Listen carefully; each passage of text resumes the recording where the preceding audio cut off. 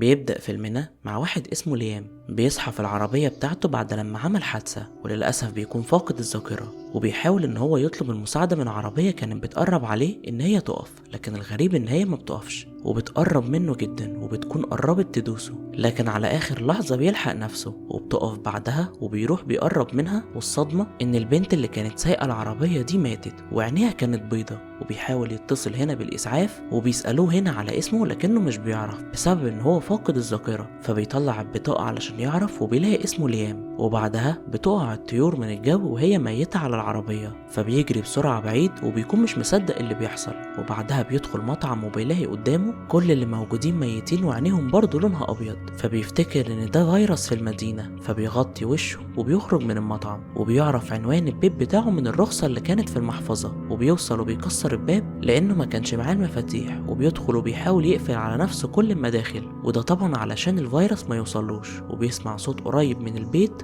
وبيتحرك ناحية السواق علشان يحذره، وطبعا محدش بيكون سامعه اصلا، فبيكتب له على ورقة ولكنه بيقع على الارض وعينيه بتكون بيضة. وبيحاول هنا يعمل كام تجربة علشان يشوف المشكلة فين بالظبط، وبيشوف هنا طائر على الشجرة لحد لما بيقرب منه وبرضه بيموت على طول. ومع الوقت بيلاحظ ان تقريبا السبب في موت الناس هو، فبيروح على مكان هادي علشان ما يقتلش حد تاني بسببه لحد لما يفهم سبب اللي بيحصل ده. وبعد شوية الشرطية بتوصل على الاسطبل لانها شاكة في ليام لحد لما الطيور بتقع عليها، فبتخاف جدا وبتجري. وبيجي الليل وليام بيلاقي حد بيخبط على باب المزرعة، فبيطلب منها تهرب دلوقتي بدل ما تموت. والغريب بقى ان البنت بتفضل تقرب منه وبتفضل عايشة، وبنعرف ان هي تقريبا كانت في مكان الحادثة بتاعته اللي حصلت في اول الفيلم. وبنفهم ان هي كمان فقدت الذاكرة، والكلب بيقرب عليه وبيفضل سليم برضه. وبيفهم ان هما لازم يرجعوا لمكان الحادثة، وبيوصلوا للمكان وبيشوفوا دايرة كبيرة على الارض كأنها محروقة، فبيعرف ليام ان النار ما مسكتش فيها ولا حاجة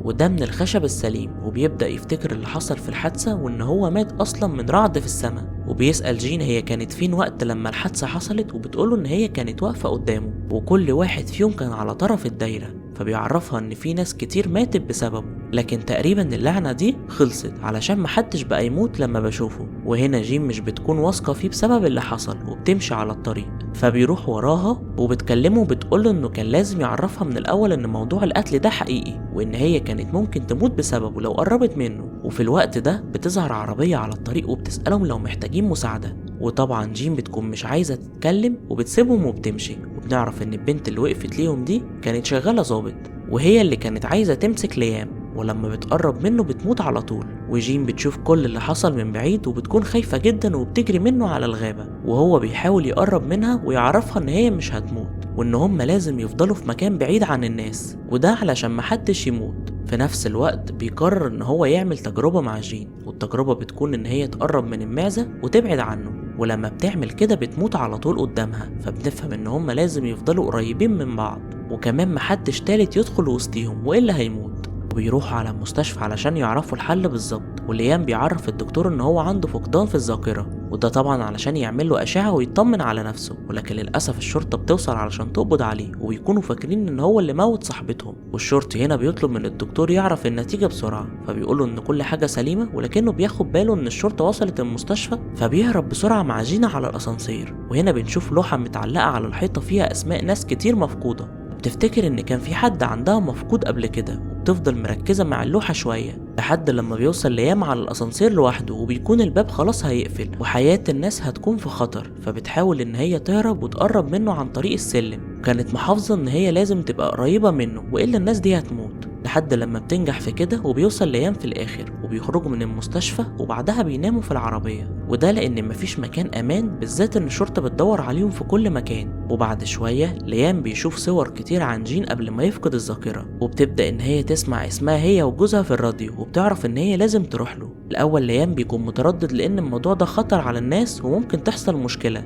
لكنه بيروح معاها. وفي الوقت ده بيوصلها لسام وبيكون قلقان جدا عليها، وبيستغرب ان هي بتكون راكبة مع راجل غريب في العربية، فبتطلب منه يركب علشان تفهمه الموضوع، بتشرح له كل اللي حصل من ساعة الحادثة. وطبعا جوز جيم مش بيصدقهم لحد لما بيعملوا تجربة قدامه على الطيور، وبتصدم وبيكون مش فاهم ازاي ده بيحصل اصلا. فبيرجعوا على المحل بتاعه وبيفضلوا قاعدين، فبيشوف ليان صورة غريبة وبيلاحظ ان في واحدة شبه جيم بالظبط ومفقودة من سنة، وسام بيعرفهم الحكاية من الاول. وهي ان جين كان عندها اخت توأم ولكنها فجأة اختفت ومحدش يعرف مكانها، وجين دورت عليها في كل مكان ولكن للأسف معرفتش توصل ليها خالص. ومع الوقت الذاكرة بتبدأ ترجع لها وبتفتكر ان يوم الحادثة ده هي كانت عايزة ترمي نفسها من فوق الكوبري، لكن ليام هو اللي وصل عليها للوقت المناسب، وهي بتقوله ان هي ما كانتش تعرفه قبل ما تفقد الذاكرة، لحد لما بيبص على النتيجة اللي كانت متعلقة وبيفتكر ان هو كان سايق العربية مع جين قبل الحادثة، ان هما كانوا رايحين على البيت بتاعه وهي كانت بدأت تثق فيه. في الوقت ده سام بيدخل عليهم الأوضة وبيشوف كل اللي حصل مع مراته، وطبعا جين بتكون مش فاكرة أي حاجة عن جوزها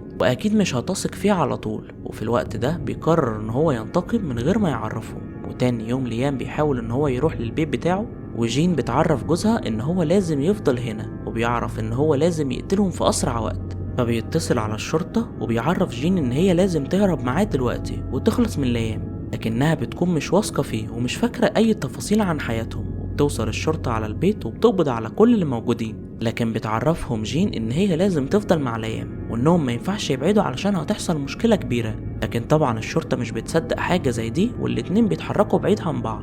في نفس الوقت واحد في المحيط بتاعهم بيكون وقع على الأرض ومات، فبيحاول هنا ليام إن هو يحذر آخر شرطي، فطبعا مش بيصدقه وبيطلع المسدس علشان يدافع عن نفسه ومش فاهم حاجة فبيموت على طول. وبيوصل هنا سام علشان يفكهم وبيقول لهم إنهم لازم يتحركوا على البيت، وهو هيروح على الشرطة علشان يقول لهم اللي حصل. وبيكونوا في الطريق وبيتحركوا على البيت لوحدهم، وبيفضل ليان يلوم نفسه في موت الناس، وجين بتقوله إن هو ملوش ذنب في حاجة. ويقفوا هنا عند أقرب محل علشان يجيبوا طلبات، وفي التلفزيون بيشوفوا المكان اللي نزلت فيه الصاعقة من السما، وبيرجعوا تاني على العربية وبنلاحظ إن في عربية تانية بتكون ماشية وراهم لحد لما بيوصلوا على بيت ليام. وبيروح ليام لوحده عند البحيرة وبيحاول يفتكر حاجة، وجين بتكون في البيت لوحدها وبتشوف دفتر مذكرات في النار وبيكون محروق، فبتحاول هنا ان هي تنضفه. وهنا بتتصدم ان هي بتشوف صور ناس كتيرة بتكون مفقودة، واختها التوأم بتكون واحدة منهم. وفي نفس الوقت بتفتكر ليام وهو في البحيرة وجين في البيت بتاع الحادثة، لحد لما بتعرف ان ليام اصلا قاتل محترف وهو اللي خلص على اختها ورمى الجثة بتاعتها في البحيرة، وان جين اصلا كانت معاه في العربية علشان تشوف اختها. ولكن ليام بيحاول ان هو يديلها مخدر علشان يخلص منها. بيعملوا حادثة بعد لما جين بتقاوم، وبيخرجوا هما الاتنين من العربية علشان ليام يموت جين،